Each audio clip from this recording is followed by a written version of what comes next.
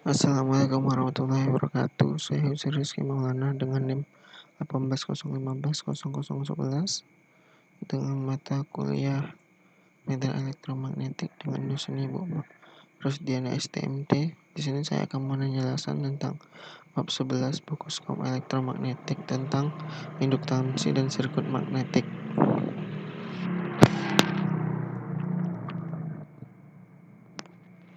Yang pertama adalah tegangan induksi diri.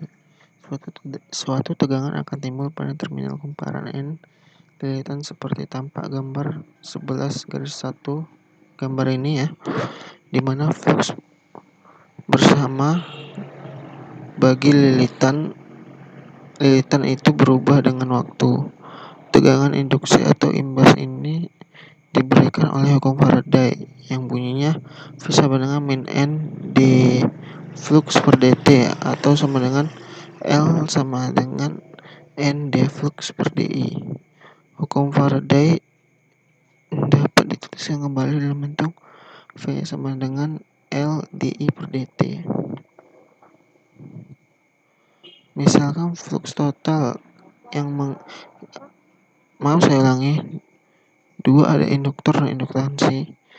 Misalnya flux total yang mengait penghantar tersebut adalah lambda, yaitu terbagi-bagi dua, N flux dan bagi kumparan dan flux bagi susunan lain.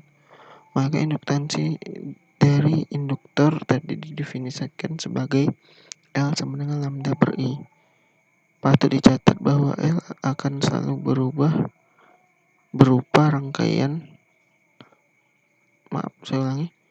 berupa perkalian dari mu0 dengan faktor yang berdimensi panjang bandingkan dengan rangkaian bagi hambatan R pada bab 6 dan kapasitansi yaitu bab 7.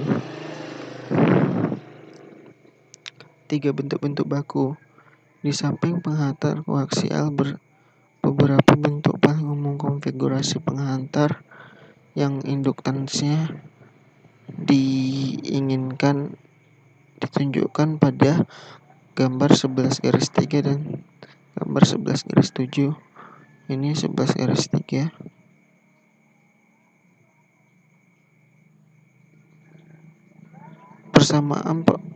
Persamaan diferensial seperti yang telah dikemukakan dapat diterapkan di sini untuk memperoleh ungkapan bagi L, kecuali dalam hal kumparan berteras udara yang ungkapannya dapat secara empiris. Semua dimensi ada dalam meter. Ya, ini 11.7 yang tadi. Dari 11.6 sampai 11.3 sampai 11.7 ini gambar-gambarnya yang ada rumusnya L per I sama dengan mu0 per 2pi cos H min akar min 1 di per 2A dalam satuan Henry per meter, atau sama dengan mu0 per 2 pi ln d per A dalam satuan Henry per meter. Ada pula L adalah mu0 n kuadrat S per I dalam satuan Henry.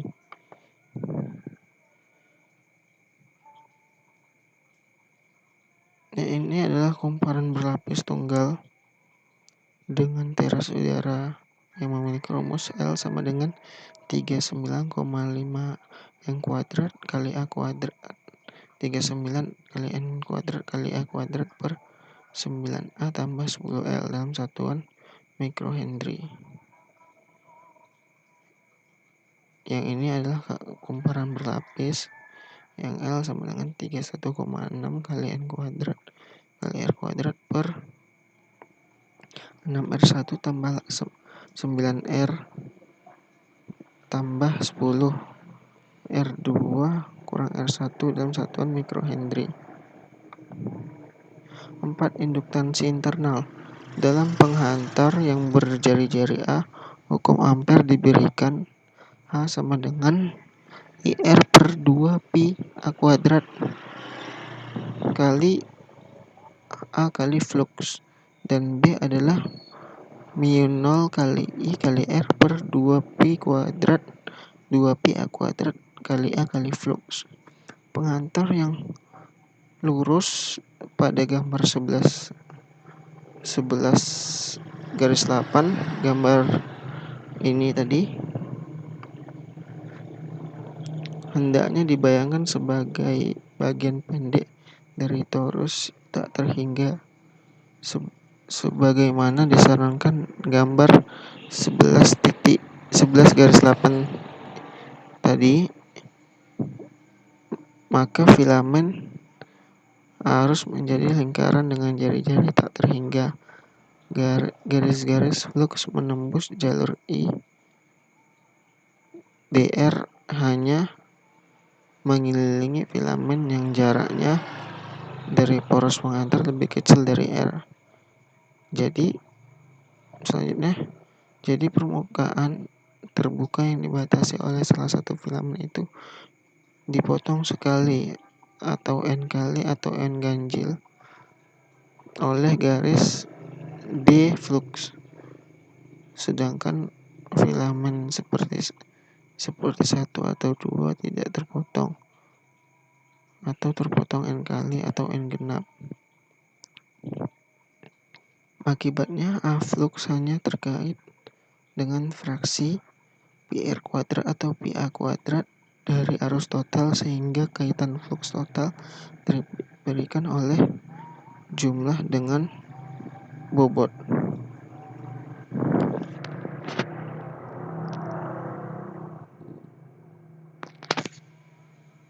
Ini ada gambar 11.8 yang B, 11 garis 8 yang A dan yang B.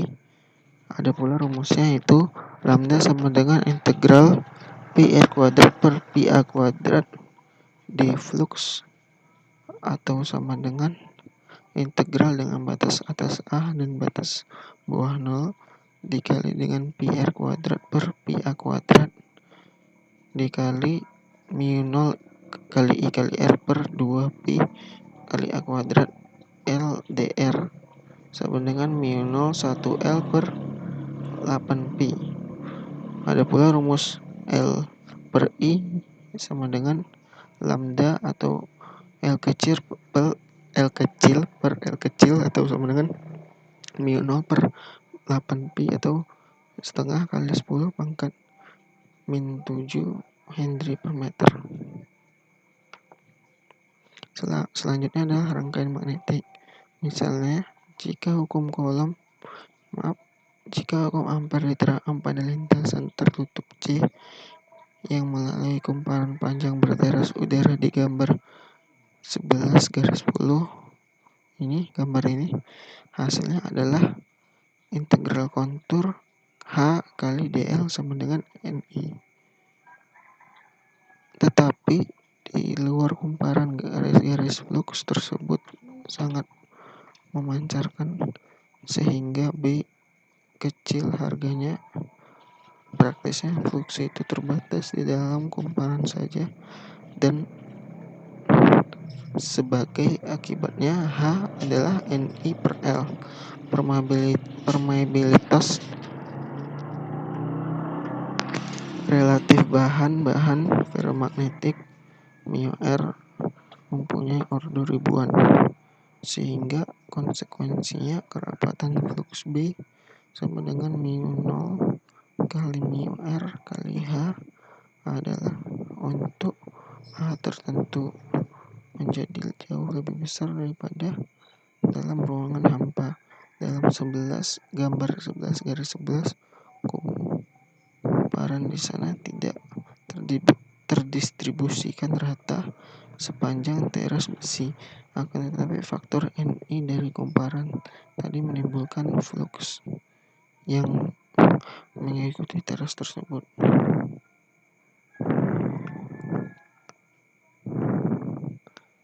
Selanjutnya ada non-linearitas kurva B dan kurva. Selanjutnya adalah 6. Linearitas kurva B dan H. Suatu sampel bahan ferromagnetik dapat diperiksa dengan jalan memberinya harga H yang bertambah besar dan mengukur nilai-nilai B yang bersangkutan. Gambar 11 garis 12 dan gambar 11 garis 14 memberikan kurva magnetisasi atau kurva B atau kurva H untuk beberapa macam bahan ferromagnetik yang bisa kita jumpai dengan formabilitas relatif. Di sini ada linearitas kurva B dan kurva H. Ini adalah gambarnya. Gambar di samping merupakan kurva B dan kurva H dengan H lebih kecil daripada 400 ampere per meter. Linearitas kurva B, mu R-nya dari gambar ini dapat dihitung dari kurva B dan kurva H memakai rumus mu R sama dengan B per mu 0 kali H. Gambar 11 garis 14 memperlihatkan sifat ketak linearannya yang ekstrim dari PR terhadap H untuk baja silikon. Sifat ini menghendaki agar soal-soal mengenainya diselesaikan secara grafis. 7 adalah hukum Ampere bagi rangkaian magnet. Suatu kumparan dengan N lilitan dan arus I yang melilit teras ferromagnetik menghasilkan gaya gerak magnetik atau GGM yang diberikan oleh Ni. Untuk GGF ini seringkali digunakan simbol F, satuannya adalah ampere. Hukum Ampere yang diterapkan pada lintasan di tengah-tengah teras yang ditunjukkan pada gambar 11 garis 15. Yang A diberikan bahwa F sama dengan Ni sama dengan integral kontur H kali dl sama dengan integral 1 H kali dl tambah integral 2H kali dl atau integral 3H kali dl atau sama dengan H1 L1 tambah H2 L2 tambah H3 L3.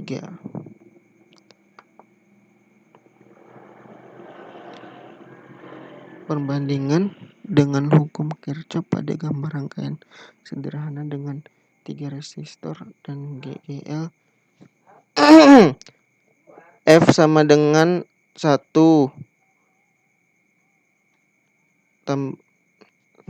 F sama dengan 1 tambah F2 tambah F3 menyarankan agar F dipandang sebagai kenaikan Ni dan nilai-nilai HL sebagai penurunan Ni. Mengambil analogi dengan kenaikan tegangan V dan penurunan tegangan V1, V2, dan V3. Analogi tersebut juga dikemukakan gambar 11.15 yang B dan C. Flux di gambar 11 garis 15B adalah analog dengan arus I, sedangkan reluktansi R analog dengan hambatan R. Suatu ungkapan untuk reluktansi dapat diperoleh dengan cara berikut. Penurunan Ni sama dengan HL sama dengan BA kali L per mu A sama dengan flux R. Maka R adalah flux reluktansi. Reluktansi adalah L per mu A kali H pangkat min 1. Jika sebuah reluktansi diketahui, maka dapatlah ditulis V sama dengan Ni sama dengan flux reluktansi 1 tambah reluktansi 2 tambah reluktansi 3 sebagai persamaan bagi rangkaian magnetik pada gambar 11-15b, namun μr bagi bahan-bahan yang dipakai mestilah diketahui lebih dulu sebelumnya harga-harga relutansi itu dapat dihitung, dan hanya setelah B atau H diketahui baru nilai μr dapat kita tentukan pula. Jika ini berbeda dengan hubungan R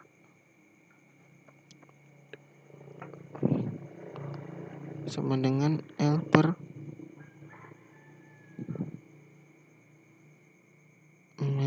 A dengan konduktivitas tidak bergantung pada besarnya arus.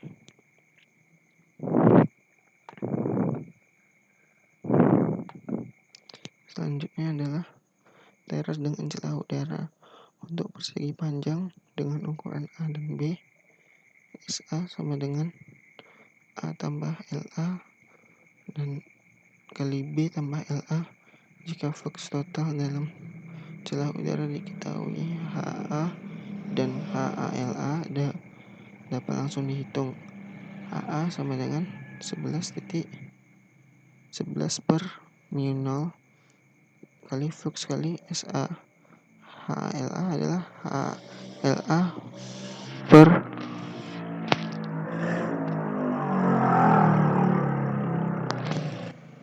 LA per μ0 kali flux per SA. Untuk suatu teras serba sama panjang L1 dengan suatu celah, hukum Ampere dinyatakan NI sama dengan H1L1 tambah HALA sama dengan L1 H1L1 tambah LA flux per μ0 kali SA. Kumparan ganda.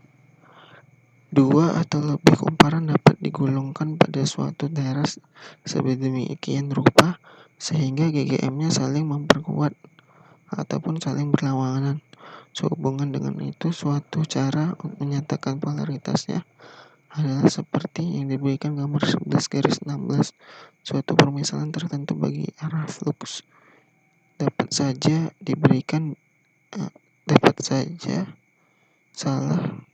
sama seperti permisalan arus dalam rangkaian arus searah yang mengandung dua atau lebih sumber tegangan. Hasil negatif menandakan flux tadi sepenuhnya adalah arah yang berlawanan. Rangkaian selanjutnya ada rangkaian magnet paralel. Metode penyelesaian gambar magnetik paralel adalah seperti yang disarankan ekuivalensinya pada gambar 11-17b. Cabang yang di sebelah kiri mengandung kenaikan NI di samping sesuatu penurunan NI. Penurunan NI di antara titik-titik cabang A dan B dapat dituliskan untuk setiap cabangnya sebagai berikut. F sama dengan H1L1 sama dengan H2L2 sama dengan H3L3, atau flux 1 sama dengan flux 2 tambah flux 3, di mana fluxnya memenuhi di mana flux-fluxnya memenuhi flux 1 sama dengan flux 2 tambah flux 3. Pemakaian lebih dari suatu macam bahan untuk bagian-bagian teras memaksa kita bekerja dengan beberapa kurva BH. Suatu celah yang dibuat pada suatu cabang akan membuat MMF jadi H1A1 tambah HALA dari cabang-cabang tersebut. Adalah perlu menggambarkan rangkaian ekuivalennya dalam permasalahan rangkaian magnetik paralel juga merupakan kebiasaan yang baik untuk mencatat macam-macam bahan, luas-luas penumpang, dan panjang rata-rata langsung pada diagram itu juga. Dalam persoalan yang lebih kompleks, suatu skema seperti tabel 11-1 dapat pula bermanfaat. Data-data langsung dituliskan dalam tabel itu dan besar-besaran lain kemudian dihitung atau diambil dari kurva-kurva B dan H yang sesuai dari kurva ini. Sekian, itu dari saya yang dapat saya sampaikan. Lebih dan kurang mohon maaf. Assalamualaikum warahmatullahi wabarakatuh.